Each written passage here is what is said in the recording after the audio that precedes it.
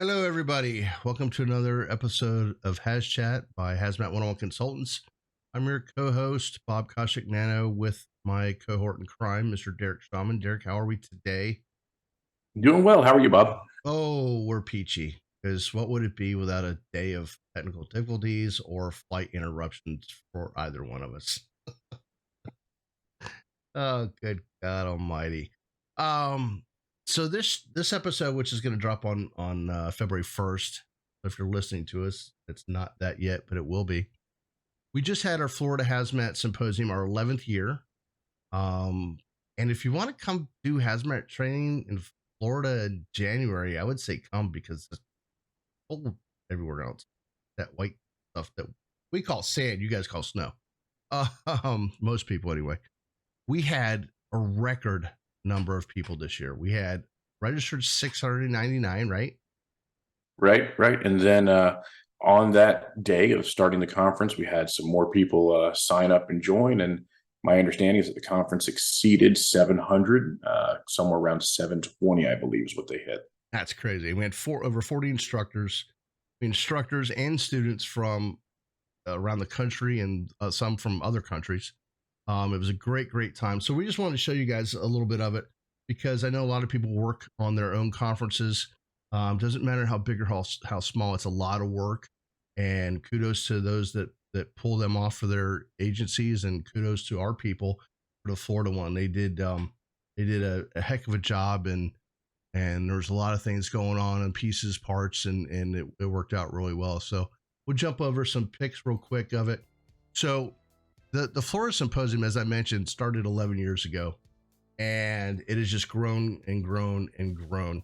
One of the things that they do is competition, which I'll get to in a second, but you can see some of the classes. Like here's a picture, and full disclosure, I don't care. This is our 4-hour HITS class, hazardous identification testing system, where they use our trademark copyrighted chart to identify an unknown in less than 15 minutes. So it was supposed to be 25 students. We ended up with 35. We had to say, look, and more were trying to come in. We're like, no, that's it. So if you miss it here, you will see it at other conferences that we're going to be doing. I think we're going to Michigan, Oklahoma, uh, Massachusetts. Massachusetts, Baltimore. Yeah, so we got a busy schedule coming up, but we'll talk more about that in a minute. So that was one of the classrooms, and then we started getting into the competition. So here you see a picture of guys working on a 55-gallon drum in a NT94 suit, and there's lots of different. There's an individual section, which Derek will talk about in a second. Then there's teams, and it just goes on and on and on. It's pretty lengthy, and guys practice this for months and months. So, Derek, you want to talk a little bit about some of the different components of the competition? Because we had 14 teams, or the most we can do, or the people that do it put it on can do, and I think they were trying. There was like almost 18 trying. So, go. Yeah, it's it's a competition that's built by an excellent team every year. It really challenges the participants. Um, they put together different types of stations for them to work through. Some are independent, some are team stations.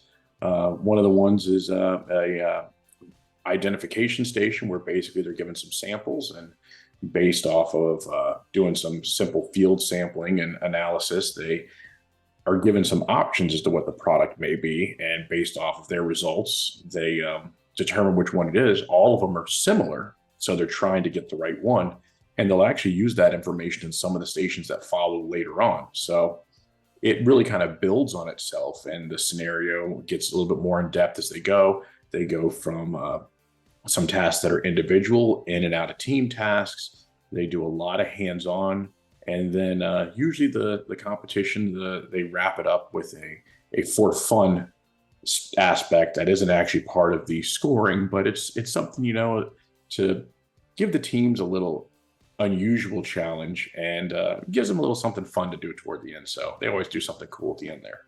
And if you can't see this picture and understand what it is we're looking at lovely suits on the ramp going to the beach of the Atlantic Ocean. So again, hazmat training in January doesn't suck too bad. So this is just one of the hands-on stations they were doing.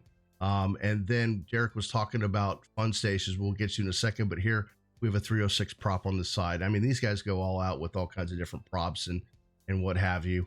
The fun one, and we have to make sure we understand, we say it's fun, is this dump tank with soap in it or bubbles or whatever. And the guys in level A suits will get in there and they'll pick weighted equipment or cards and, you know, play poker, whatever the case is. So this is for fun, kids. This isn't how we wouldn't actually put somebody in a vat of, you know, hydrochloric acid or whatever. I guess they could fall in if they weren't paying attention. But before the keyboard warriors jump all over us, this is one of those fun things that Derek was talking about. The virtual safety officers can stand down. We everything is good. This year they did Velcro golf. So yeah, we have that was cool. That was cool. And you've gotta try to do things to energize your members. I was talking to somebody a while back, and Derek and I were just talking about it, where when I was on Tower 9, I had the guys get in our level 8 training suits and set their truck up. They thought I was nuts, which anybody that knows me knows I am. And they set up the truck, they checked out their extrication equipment, and then they did it again. They were doing it for time, trying to get faster and faster, and made it like a competition. And you gotta put fun in the game a little bit. You know, you can't just sit the same boring, you know, death by PowerPoint, click, click, click. Okay, go turn on the C kit and the B kit for the, you know, 100th time in your career, you know? And it doesn't have to be some huge, like, intricately organized and orchestrated event where units are going out of service. Right? We did things as simple as, hey, throw in a level A suit and do morning cleanup. And it gives them a chance to see their dexterity, how comfortable building that comfort inside of the suit, understanding their air consumption, all those things. And they're knocking out the tasks that they need to do anyway. They just have a little bit more of a challenge with it. And I mean, anyone who's been in a firehouse knows that there might be times that you want to be in a level A suit. Yeah, no kidding. No kidding. And then after the competition's over, they put the scores together, and some of the winners are decided by like fractions of a point. So here's just a picture of the gala room or whatever you want to call it at the Hard Rock hotel they have right there in Daytona Beach where we were at. So good times. You know, everybody's sharing stories and lies and whatever else. And then we have here's the first place winners, Orange County Fire Department. Great job. The guys trained hard all year long. And this is where we kind of promote ourselves. I think if we get, especially when you start winning trophies and you take them back to the firehouse, get your chiefs involved. Go, hey, look, this is what we do. You know, you guys don't see us do the training, but this is the benefit. This is the payoff. And then hopefully, you know, that'll get them behind you a little bit more than maybe they have been in the past.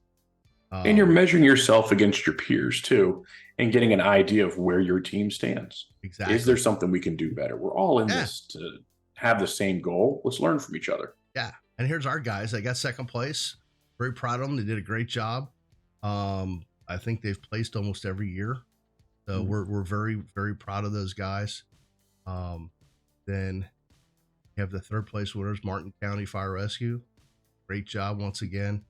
And a big shout out to Asheville, North Carolina's HazMat team, who came down and actually walked away with some of the individual awards. Yeah, first time down here. Yeah, yep. So they didn't get one of the first, second, or third place, but they got some of the other awards there. And you know, I mean, it's not Florida teams winning Florida awards; it's teams from all over the country coming in, and some of them are walking away with things that we would love to keep in Florida, but hey, you know, we'd love to have people come down here and take them away too. Stuff happens, as they say. Stuff does happen. So yeah, so we're proud of everybody and all the sponsors and everybody that got behind it. You know, phenomenal job, and everybody just did a great job. And then we have so it was a tough week. One of our mentors and our peeps who had been with Derek and I for many years in the hazmat was ill. See him there in the picture. There's Toby Bevilacqua, myself, Derek, Mike Powell, and Rick Still, who we're referring to. Rick and Toby, um, I think actually started the hazmat medic thing way back in the day and the hazmat protocols and so on. And they've both been instrumental in the conference. I know Rick was the vice president, right? Yes, he was. I believe he was the training task force chair, if I'm not Right. mistaken. But I mean, a huge influence of the fire service in Central Florida and beyond Yeah. So throughout his it entire career. right. And it was a little bit of a tough week. By the time this comes out, everybody will pretty much have known he had an illness he was battling, and we kept waiting for that phone call all week. Um, and it would come later, um, which is everybody was sad to hear of his loss. But the things that I mean, just look at his car, his hot ride there. It says fire chief, and he's got the Florida Hazmat Symposium sticker on it. The guy was dedicated. I mean, he was dedicated to the profession, to his friends, his family. I know Derek, he was one of your mentors, one of mine, just like Toby was. And these guys have helped shown us the way. So it's a tremendous loss to the fire service, to the hazmat community. So there you Yeah, go with that.